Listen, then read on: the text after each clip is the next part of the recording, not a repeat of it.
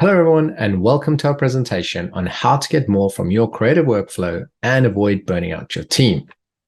My name is Anthony Welgemoed, and I'm the co-founder and CEO of Ziflow. Ziflow was founded in 2016 with the objective of helping creative and marketing teams to not only just deliver more work by streamlining their workflows, but to give these teams the time back they need to deliver more exceptional work.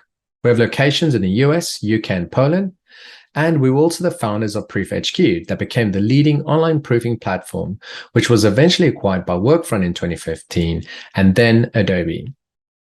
After today's session, I'd like you to be able to walk away and have enough information to go and implement an agile framework for your creative and marketing production workflows. My background is in software engineering, and over the last 15 years, we've been taking the processes we've developed for our engineering teams and applying those to creative workflows to dramatically increase their velocity. Most teams have some process in place, but there's simply no substitute for a repeatable workflow that ultimately becomes second nature for your teams. The rhythm of following the same framework every time is invaluable. Creative and marketing teams are often dealing with much more than just design.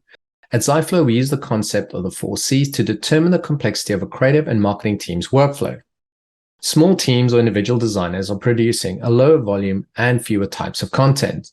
Plus, they don't need to get approval from multiple stakeholders. It's usually one or two people only. As teams and organizations get larger, the complexity increases. Obviously, we often see these teams producing very high volumes of content and have multiple groups of stakeholders that need to give feedback and approval, usually in some specific order. They also need to adhere to specific industry regulations and are often subject to audits to ensure their content is compliant and their workflow is followed consistently. Finally, the system to keep track of tasks and assets have to be connected in some way. We often see this take up an enormous amount of creative time. Basically, designers spend a large majority of their time keeping systems up to date, converting and moving files around, chasing people for feedback, and trying to remember which version is the latest one. As you can hopefully see, the more C's a team is dealing with, the harder it is for them to keep up with what they've been asked to do, which is producing exceptional creative. It's not just a matter of producing more and better creative. There's a lot of money at stake. The spend on marketing globally is now approximately $3.6 trillion, and we expect this to increase to $5 trillion in the next few years, regardless of the macroeconomic outlook. The spend is driven by the increase in marketing channels and the shortening life cycle of campaigns.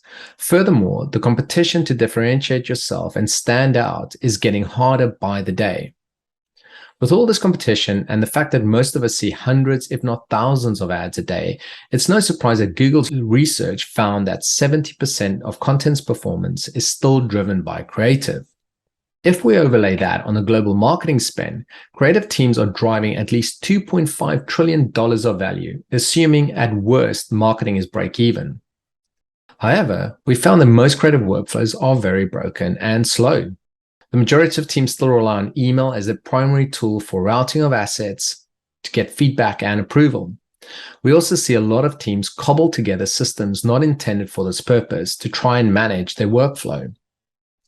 In the end, this lack of organization means creative teams are spending over 50% of their time on administrative tasks.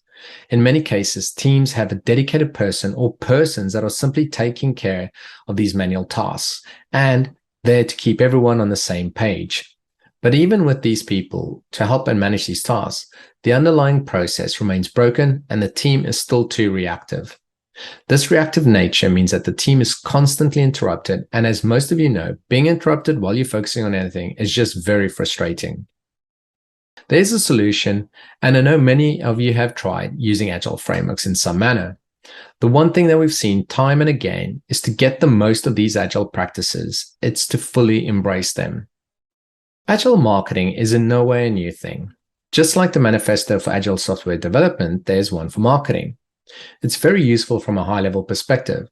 But I know from experience, when I was looking at using agile for software development, I needed a roadmap, how to actually do it day to day. In the next few slides, I'm going to show you our creative agile process and how we've done it at Ziflow. When considering agile frameworks, there are broadly three to choose from.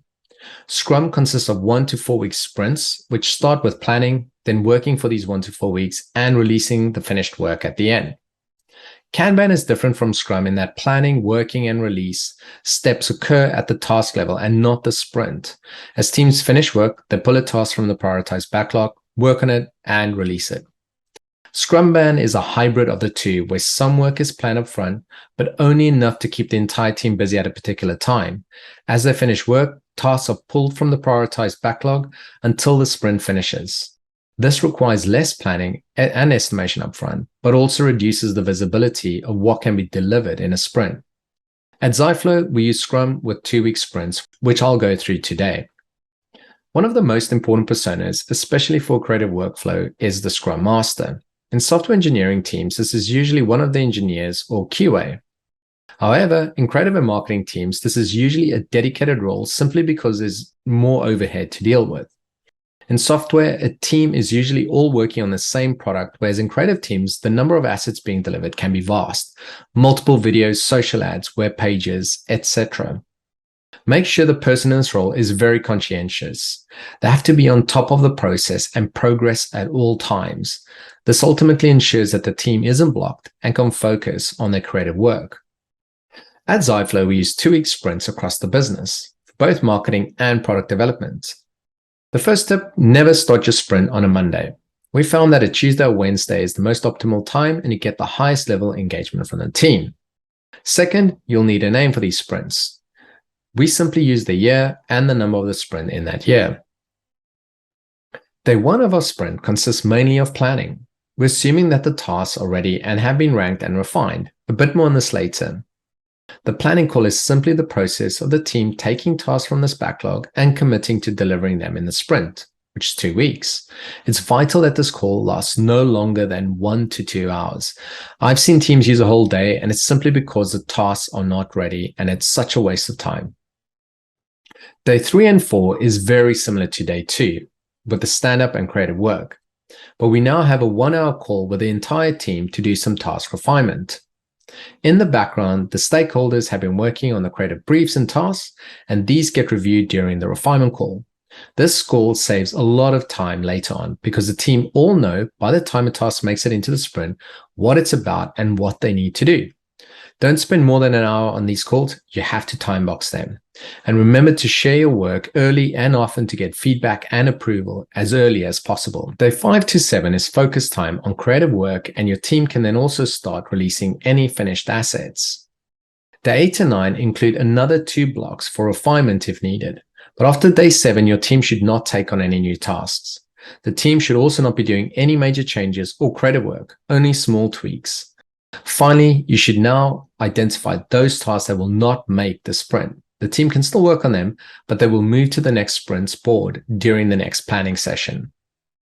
Day 10 is our final day of the sprint. Apart from getting the final approvals, the team should have the opportunity to present their work to the rest of the business. It's not only important to give the creative and marketing teams airtime, but it also gives other teams an insight into what's happening. Next, we'll do it all over again. I can't stress enough how important it is to build this rhythm. This is what will result in the highest quality workflow and work. It typically takes 3 to 4 sprints to get comfortable with a new process, but at that point, you'll forget you ever did it any other way. It's a bit like magic. So day 1 of our next sprint is a copy of the first, planning and creative time. The planning should go pretty quickly since the team had 4 meetings in the previous 2 weeks to discuss the tasks. You may think there are a lot of meetings, but if you look across a 2-week sprint, we have just under 8 hours for meetings, 5 hours for planning and refinement, 30 minutes for the demo, and just over 2 hours for scrums. That's only 10% for meetings, a day in 2 weeks.